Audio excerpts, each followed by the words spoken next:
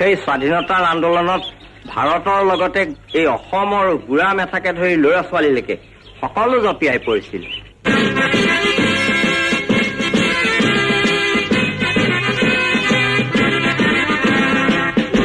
My life is my message, মোৰ জীৱনেই মোৰ বাণী। এই মহামন্ত্ৰ আগত ৰাখি সাম্ৰাজ্যবাদী ব্ৰিটিছক পৰাভূত কৰি ভাৰতক স্বাধীনতাৰ সোৱাদ দিয়া মূল নায়কগৰাকী হৈছে মহাত্মা গান্ধী। মহাত্মা গান্ধীৰ জন্ম হৈছিল 1869 চনৰ 2 অক্টোবৰত গুজৰাটৰ পোৰবন্দৰ চহৰত। মানৱতাৰ পূজাৰী মহাত্মা গান্ধীৰ জন্মদিনটো সমগ্ৰ দেশতে গান্ধী জয়ন্তী হিচাপে পালন কৰি অহা হৈছে। মহাত্মা গান্ধীৰ আচল নাম মোহনদাস কৰমচাঁদ গান্ধী। পিতৃৰ নাম কৰমচাঁদ গান্ধী আৰু মাতৃৰ নাম পুতলীবাই। মহাত্মা গান্ধী তেওঁলোকৰ কনিষ্ঠ সন্তান। গান্ধীয়ে পিতৃ মাতৃৰ পৰা ধৰ্মপৰায়ণতা, দয়া, ক্ষমা, সত্যবাদিতা, অহিংসা, কৰ্তব্যনিষ্ঠা, দেশপ্ৰেম, মানৱপ্ৰেম আদি গুণবোৰ আয়ত্ত কৰিছিল। সৰুতে তেওঁ লাজকুৰীয়া আৰু সাধাৰণ ছাত্ৰ আছিল। জন্ম ঠাইতে তেওঁ প্ৰাথমিক শিক্ষা শেষ কৰি ৰাজকোটৰ আলফ্ৰেড হাইস্কুলীয়া শিক্ষা লাভ কৰিছিল।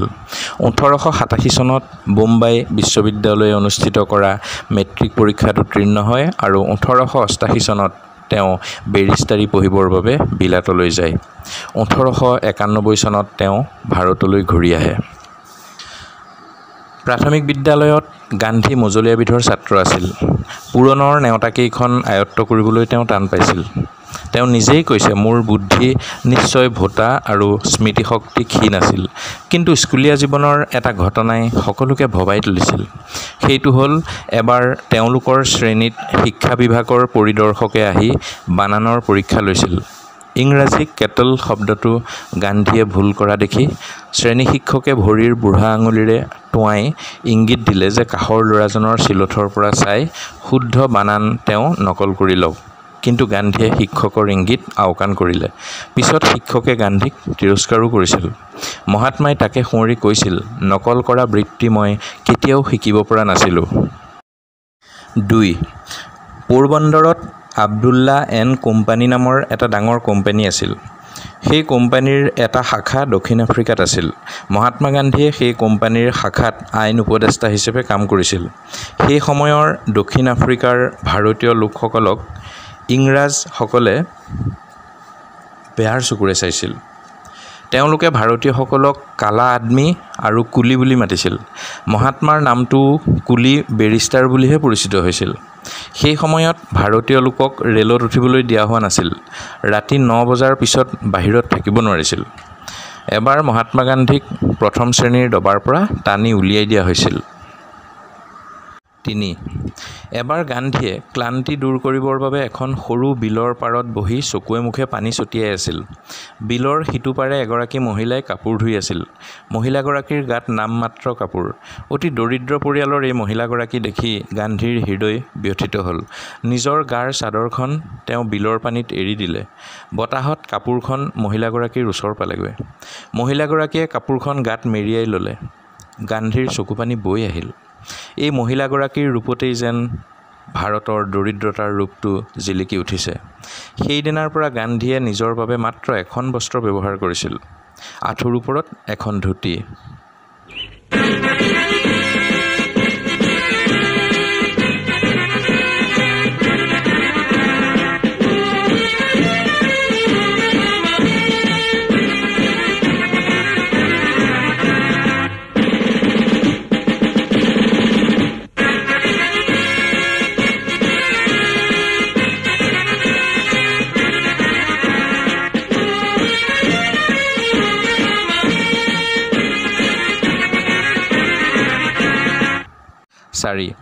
মানৱ সেৱা আছিল গান্ধীজীৰ জীৱনৰ ব্ৰত। মহাত্মা গান্ধী এবাৰ পুনেলৈ যাওঁতে তেওঁক চাবলৈ বহু লোকৰ ভিৰ হৈছিল। সেইসকলৰ ভিতৰত এজন কুষ্ঠ ৰোগীও আছিল। তেওঁ মানুহৰ ঠেলা হেঁচাত বাগৰি পৰিল। কিন্তু কোনো এজন লোকে তেওঁক সহায় কৰিবলৈ আগবাঢ়ি নাহিল। আনকি তেওঁক ঘিণ কৰি আঁতৰিহে গ'ল। মহাত্মা গান্ধীয়ে ৰোগীজনক দেখি তেওঁৰ ওচৰলৈ আহিল আৰু সেৱা শুশ্ৰূষা কৰি ঘৰত থৈ আহিল। 5. চম্পাৰণত গান্ধী এদিন সন্ধিয়া প্ৰাৰ্থনা সভালৈ যাওঁতে লগত কিছুসংখ্যক চৰ্মকুষ্ঠ ৰোগীও গৈ প্ৰাৰ্থনা সভাত অংশগ্ৰহণ কৰিছিল। এদিন প্ৰাৰ্থনা সভাত এজন কুষ্ঠৰোগীক নেদেখি গান্ধীজীয়ে প্ৰাৰ্থনা সভা কিছু সময়ৰ বাবে স্থগিত ৰাখি হাতত চাকি এটা লৈ কুষ্ঠৰোগীজনক বিচাৰি গ'ল। বাটৰ কাষত ৰোগীজন পৰি থকা দেখা পাই তেওঁ জানিব পাৰিলে যে ৰোগীজনৰ ভৰিত ঘাঁ লাগি আঙুলিবোৰ গেলি যোৱাৰ বাবে খোজকাঢ়িব নোৱাৰি তেওঁ তাতে পৰি আছিল। গান্ধীজীয়ে তেওঁক শুশ্ৰূষা কৰি গাঁৱলৈকে আগবঢ়াই থৈ আহিল। 6. মহাত্মা গান্ধী এবাৰ আশ্ৰমত থাকোঁতে তেওঁক লগ কৰিবলৈ এজন লোক আহিল। মহাত্মাৰ কোঠাৰ সন্মুখতে বহুপৰ ৰৈ আছিল লোকজন। তেনেতে মহাত্মাই সৰু থাল এখনত সামান্য ফলাহাৰ লৈ কোঠাৰ ভিতৰলৈ সোমাই গ'ল। মানুহজনে ভাবিলে গান্ধীয়ে এই ফল খোৱাৰ পিছতেই তেওঁক নিশ্চয় লগ কৰিব। খুব বেছি আৰু 10 মিনিটৰ অপেক্ষা। তেওঁ মহাত্মালৈ অপেক্ষা কৰি ৰ'ল। প্ৰায় আধা ঘণ্টাৰ পিছতহে মহাত্মা গান্ধী ওলাই আহিল লোকজনক লগ কৰিবলৈ। কথা প্ৰসংগত লোকজনে সুধিলে, গান্ধীজী আপুনি ইমান পলম কৰিলে যে? তেতিয়া গান্ধীজীয়ে ক'লে, মই ফলাহাৰ গ্ৰহণ কৰি আছিলোঁ। তেতিয়া মানুহজনে সুধিলে যে ফল কেইটুকুৰা খাওঁতে ইমান সময় লাগেনে? তেতিয়া মহাত্মা গান্ধীয়ে কৈছিল যে হয়, মোৰ ফল খাওঁতে যিমান সময় লাগে, ভাত খাওঁতে আনকি জলপান খাওঁতেও সিমান সময়েই লাগে। বস্তু যিয়ে নাখাওক লাগে ধীৰে সুস্থিৰে খাব লাগে। এগৰাহ ভাত 32 বাৰ চোবাই শেষ মুহূৰ্তলৈকে সোৱাদ লৈহে গিলিব লাগে।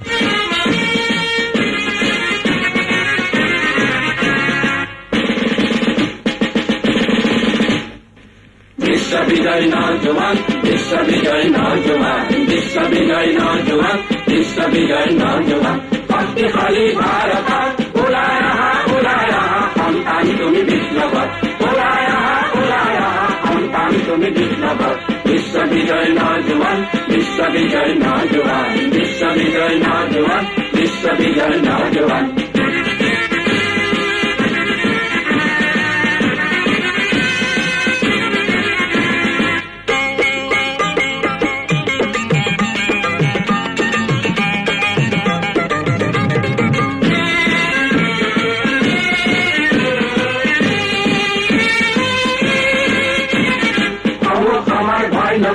মুক্তি যুঁজাৰ হুঁচিয়াৰ, অমুক আমাৰ ভয় নকৰিবি মুক্তি যুঁজাৰ হুঁচিয়াৰ। মৃত্যু বিজয় কৰিব লাগিব স্বাধীনতাৰ তুলি দুৱাৰ, মৃত্যু বিজয় কৰিব লাগিব স্বাধীনতাৰ তুলি দুৱাৰ। বিশ্ববিজয় নওজোৱান, বিশ্ববিজয় নওজোৱান। মহাত্মা গান্ধী লণ্ডনলৈ যোৱাৰ আগত মাতৃয়ে খোৱা বোৱাৰ প্ৰতি গুৰুত্ব দিবলৈ কৈছিল। মদ মাংস খাবলৈ মানা কৰিছিল। মহাত্মায়ো মাতৃৰ ওচৰত নাখাওঁ বুলি শপত খাই গৈছিল। লণ্ডনলৈ গৈ থাকোঁতে জাহাজত এজন ইংৰাজ লোকে বিলাতত ইমান ঠাণ্ডা যে তাত মাংস খাবই লাগিব, মাংস নাখালে তাত কোনো জীয়াই থাকিব নোৱাৰে। গান্ধীয়ে উত্তৰ দিলে, মই আইৰ ওচৰত মঙহ স্পৰ্শ নকৰোঁ বুলি শপত খাই আহিছোঁ, গতিকে মই মঙহ খোৱা কথাটো মনলৈ আনিবই নোৱাৰোঁ। বৰঞ্চ মঙহ নোখোৱাকৈ তাত থাকিব নোৱাৰা যেন দেখিলে ভাৰতলৈকে ঘূৰি আহিম, তথাপিতো ইংলেণ্ডত থাকিবৰ বাবে মই মাংস নাখাওঁ। 8. মহাত্মা গান্ধীৰ পঞ্চসূত্ৰই মানুহৰ জীৱনত গুৰুত্বপূৰ্ণ প্ৰভাৱ পেলায়। গান্ধীৰ এই পঞ্চসূত্ৰ হৈছে আহাৰ, ফুড, বিহাৰ মানে লিভিং, জীৱন যাত্ৰাৰ কথা কৈছে, আচাৰ, বিহেভিয়ৰ, বিচাৰ, থিংকিং আৰু পৰিষ্কাৰ, ক্লিনলিনেছ, স্বচ্ছতা। লণ্ডনত গান্ধীয়ে নিৰামিষ আহাৰৰ উপকাৰিতাৰ বিষয়ে কাকত আলোচনীত পঢ়ি সেইমতে নিৰামিষ আহাৰ গ্ৰহণ কৰিছিল। গান্ধীয়ে তেখেতৰ আত্মজীৱনীত লিখিছে যে মানুহ পশুতকৈও শ্ৰেষ্ঠ বাবেই নৈতিক দায়িত্ব হিচাপে জীৱশ্ৰেষ্ঠ সিহঁতক ৰক্ষা কৰিব লাগে। জীৱশ্ৰেষ্ঠ হিচাপে অন্য জন্তুক মানুহে পৰস্পৰক যিদৰে সহায় কৰে সেইদৰে পশু আৰু মানুহৰ মাজতো সহায়ৰ আদান প্ৰদান হোৱা উচিত। মানুহে ভোগৰ কাৰণে আহাৰ গ্ৰহণ নকৰে, প্ৰাণ ধাৰণৰ কাৰণেহে আহাৰ গ্ৰহণ কৰিব লাগে। তদুপৰি মানুহৰ শাৰীৰিক গঠনলৈ চাই অন্য আহাৰতকৈ ফলাহাৰেই শ্ৰেষ্ঠ। ইংলেণ্ডত থাকোঁতে মহাত্মা গান্ধীয়ে নিৰামিষভোজীসকলৰ এখন সমিতিত যোগদান কৰি এই বিষয়ে আলাপ আলোচনা কৰিছিল। ফলত গান্ধীৰ খোৱা বোৱা সম্পূৰ্ণ পৰিৱৰ্তন হ'ল। তেওঁ ঘৰৰ পৰা নিয়া মিঠাই আৰু মছলা পৰ্যন্ত এৰি দিলে, আনকি চাহ কফিও নোখোৱা হ'ল। কণী কিছুদিন খাইছিল যদিও গান্ধীয়ে আমিষ বুলি ধৰি লৈ কণীও ত্যাগ কৰিছিল। সেই স্বাধীনতাৰ আন্দোলনত ভাৰতৰ লগতে এই অসমৰ বুঢ়া মেথাকে ধৰি ল'ৰা ছোৱালীলৈকে সকলো জঁপিয়াই পৰিছিল।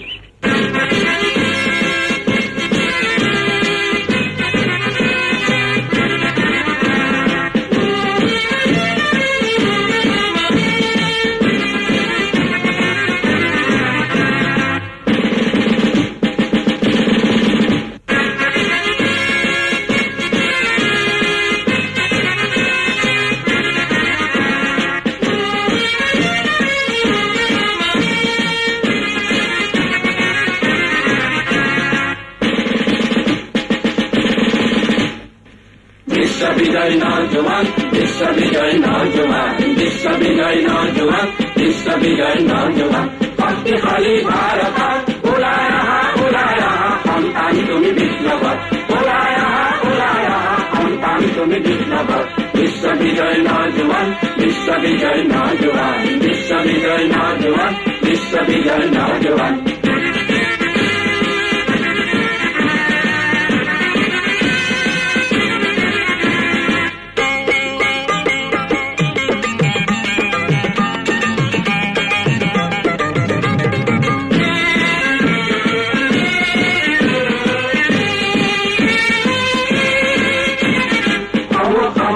নকৰিবি মুক্তি যুঁজাৰ হুঁচিয়াৰ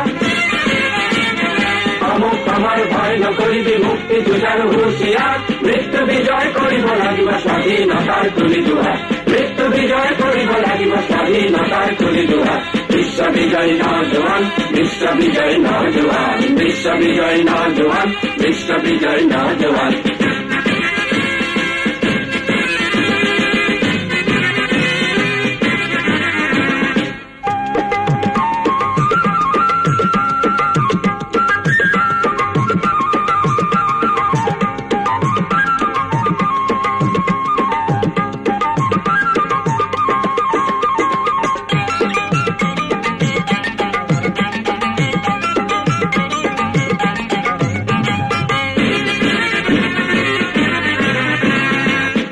বৃষ্টি আহিব লাগিছে গৰজে বজ্ৰপাত অগ্নি বৃষ্টি আহিব লাগিছে গৰজে বজ্ৰপাত শিলা বৃষ্টি ভূমিকম্প হব উল্টাপাত শিলা বৃষ্টি ভূমিকম্প হব উল্টাপাত বিশ্ব বিজয় নজওয়ান বিশ্ব বিজয় নজওয়ান বিশ্ব বিজয় নজওয়ান বিশ্ব বিজয় নজওয়ান শক্তিশালী ভাৰতৰ ওলাই আহা লণ্ডনত থকা সময়ত গান্ধীয়ে ব্ৰহ্মচৰ্য ব্ৰতৰ বিষয়ে বহু পৰীক্ষা নিৰীক্ষা কৰিছিল। দক্ষিণ আফ্ৰিকাত এই ব্ৰত তেওঁ পালন কৰিছিল। গান্ধীৰ মতে শৰীৰ মন আৰু আত্মাক ৰক্ষা কৰিবলৈ ব্ৰহ্মচৰ্যই হৈছে একমাত্ৰ উপায়। ব্ৰহ্মচৰ্য কঠোৰ তপস্যা নহয়, মনত আনন্দ আৰু সান্তনা দিয়াৰ ই এটা উপায়। এই ব্ৰত লোৱাৰ মূল কথা হৈছে জিভা সংযত কৰা। 6টা বছৰ পৰীক্ষা কৰি গান্ধীয়ে সিদ্ধান্ত ল'লে যে মানুহৰ শৰীৰৰ বাবে উপযোগী কেৱল সতেজ ফল মূল। এই আহাৰৰ ফলত ইন্দ্ৰিয় শক্তি ভাৱৰ পৰা ৰক্ষা পাব পাৰি। মহাত্মা গান্ধীয়ে জীৱনৰ শেষ ভাগত লঘোণ দিয়া, খোৱা বোৱাত সংযম আদি জীৱনৰ ব্ৰত হিচাপে পালন কৰিছিল। আনকি তেওঁ সম্পূৰ্ণৰূপে ফল মূলৰ আহাৰ, একাদশী, জন্মাষ্টমী আদি ধৰ্মানুষ্ঠানো পালন কৰিছিল। 9. মোহনদাস কৰমচাঁদ গান্ধী বাপু কেনেকৈ হ'ল? বেৰিষ্টাৰী পাছ কৰাৰ পিছত 20 বছৰৰ অধিক কাল গান্ধীয়ে দক্ষিণ আফ্ৰিকাত কটাই 1914 চনত ভাৰতলৈ ঘূৰি আহে। ভাৰতলৈ আহিয়েই প্ৰথমে তেওঁ সবৰমতী নামৰ ঠাইত জনকল্যাণমূলক কাম কৰিবৰ বাবে এখন আশ্ৰম খোলে। এই আশ্ৰমখনৰ নাম সবৰমতী আশ্ৰম। আশ্ৰমত সকলো কাম মহাত্মা গান্ধীয়ে নিজে কৰিছিল। আশ্ৰমৰ মুৰব্বীৰ দায়িত্বও তেওঁৰ ওপৰতেই আছিল। আশ্ৰমৰ সকলো সদস্যৰ মুৰব্বী হিচাপে তেওঁক সকলোৱে বাপু অৰ্থাৎ পিতৃ বা দেউতা বুলি মাতিছিল, বাপু বুলি মাতিছিল। তদুপৰি গান্ধীয়ে আহমেদাবাদৰ শ্ৰমিক আন্দোলন, চম্পাৰণ, খেৰাৰ কৃষক আন্দোলনৰ গুৰি ধৰি যি সফলতা লাভ কৰিছিল, সেই সফলতাৰ বাবে সহযোগীসকলে তেওঁক পিতৃ জ্ঞান কৰি বাপু বুলি মাতিছিল। এই আন্দোলনত গান্ধীয়ে ইমানেই সফলতা লাভ কৰিছিল যে সমগ্ৰ ভাৰত তথা বিশ্বৰ চুকে কোণে গান্ধীজীৰ নাম বিয়পি পৰিল। ফলত দেশৰ জনতাই জাতিৰ পিতা বুলি ক'বলৈ আৰম্ভ কৰিলে। শিলা বৃষ্টি ভূমিকম্প হব উল্টাপাত শিলা বৃষ্টি ভূমিকম্প হব উল্টাপাত বিশ্ব বিজয় নজওয়ান বিশ্ব বিজয় নজওয়ান বিশ্ব বিজয় নজওয়ান বিশ্ব বিজয় নজওয়ান শক্তিশালী ভাৰতৰ ওলাই আহা সন্তান তুমি বিপ্লৱ ওলাই আহা সন্তান তুমি বিপ্লৱ বিশ্ব বিজয় নজওয়ান বিশ্ব বিজয় নজওয়ান বিশ্ব বিজয় নজওয়ান বিশ্ব বিজয় নজওয়ান বিশ্ব বিজয় নজওয়ান বিশ্ব বিজয় নজওয়ান বিশ্ব বিজয় নজওয়ান বিশ্ব বিজয় নজওয়ান বিশ্ব বিজয় নজওয়ান বিশ্ব বিজয় নজওয়ান। 10.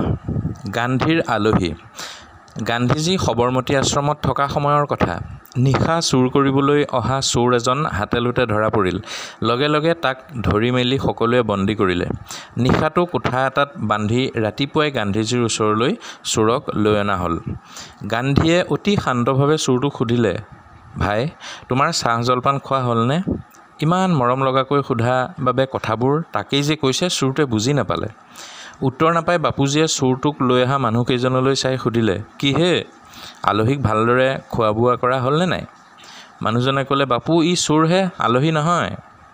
তেতিয়া বাপুজীয়ে ক'লে, আমি সকলো ভাৰতীয়ই অতিথিক দেৱো ভৱ বুলি কওঁ। এই অতিথি দেৱতা, দানৱ, চোৰ যিয়েই নহওক লাগিলে, তেওঁ এজন মানুহ, তেওঁ আমাৰ অতিথি।